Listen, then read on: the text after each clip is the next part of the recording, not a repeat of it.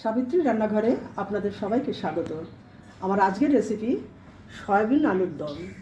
Soybean তো লাগছে এক বাটি, দুটো আলু আছে, টমেটো আছে একটা, পেঁয়াজ আছে পরিমাণ মতো, আদা আছে গ্রেট করা, শুকনো লঙ্কার গুঁড়ো আছে হাফ চামচ, কাশ্মীরি মির্চ আছে হাফ চামচ, রসুন আছে কয়েক কোয়া, পরিমাণ মতো হলুদ, পরিমাণ মতো জিরের গুঁড়ো, ধনের গুঁড়ো, আর ফোড়নের জন্য আছে তেজপাতা, গরম মশলা, জিরে, আর লাস্টে ঘি লাগবে, আর গরম মশলা লাগবে, আর একটু ধনেপাতা আমি দিয়ে দেবো।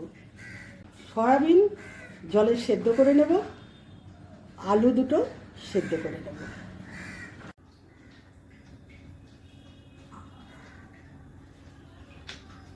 সর্ষের তেলে রান্না হবে। প্রথমে সয়াবিনটাকে একটু ভেজে নেব।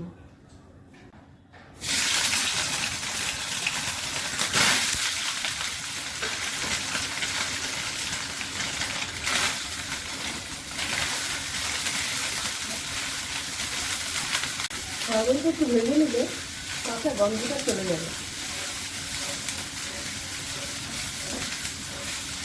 এবার সেদ্ধ আলুটা হয়তো ভেজে নেব।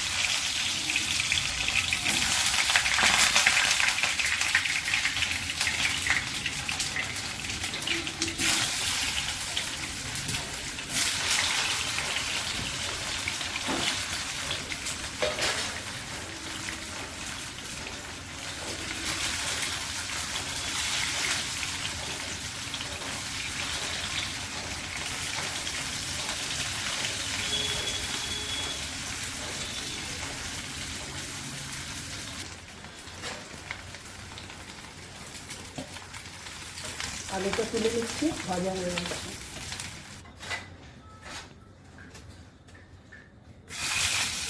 এবার তেজপাতা দিলাম,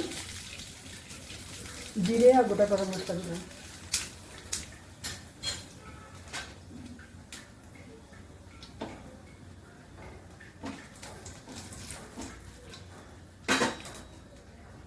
এবার আমি কুচি পেঁয়াজগুলো দিয়ে দিলাম।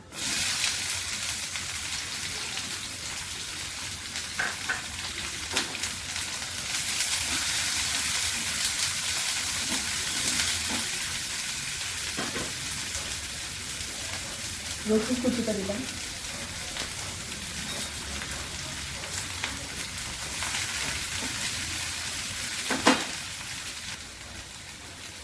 পরিমাণ মতো নুন দিলাম, হলুদ দিয়ে দিলাম, আদা কুচি দিলাম,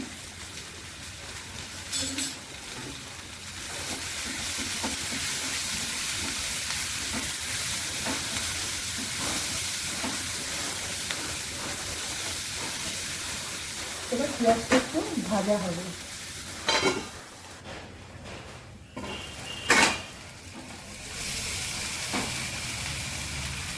এবার টমেটো কুচিটা দিলাম,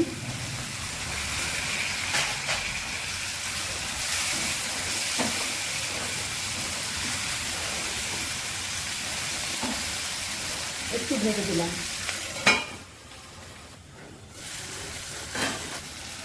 এবার আমি ধনে গুঁড়ো দিলাম, পরিমাণ মতো জিরে গুঁড়ো দিলাম, এটা লাল লঙ্কার গুঁড়ো, এটা কাশ্মীরি গুঁড়ো কালারের জন্য। মশলাটা কষাবো।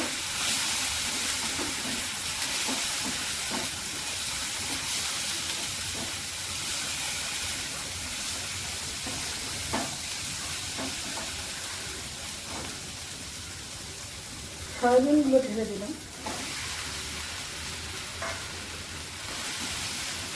সয়াবিনটা এর সঙ্গে কষিয়ে নেব।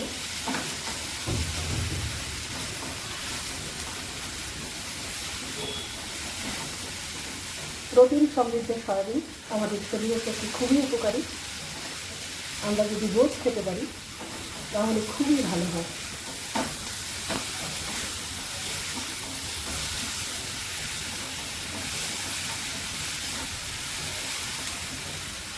এবার আলু দিয়ে দিলাম।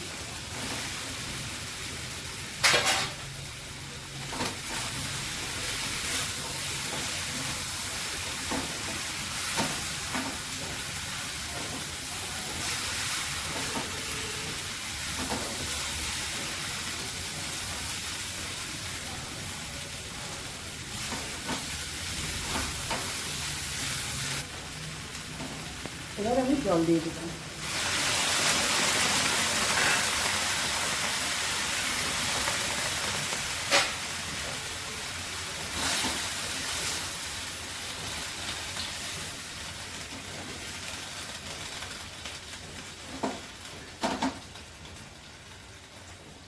এবার আলুটা সয়াবিনটা আর একটু সেদ্ধ হবে, আমি ঢাকা দিয়ে দিলাম।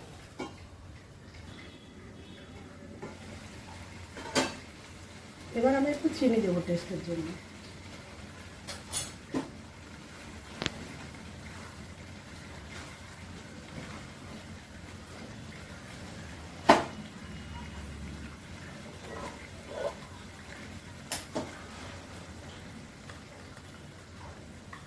সামান্য ঘি দিলাম।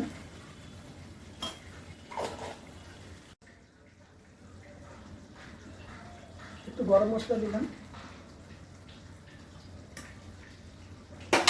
এবার আমি মিশিয়ে দেবো। রান্নাটা আমার হয়ে এসছে। যদি ভালো লেগে থাকে অবশ্যই কমেন্টের মাধ্যমে জানাবেন। আর সাবস্ক্রাইব, লাইক, শেয়ার তো করবেনই। আমার ফেসবুক পেজটাকে ফলো করবেন। এখন আমি একটু ধনে পাতা দেব।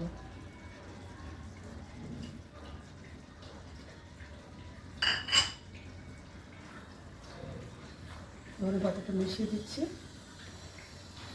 আপনারা সুস্থ থাকবেন, ভালো থাকবেন। আজকের ভিডিওটা আমি এইখানেই শেষ করছি।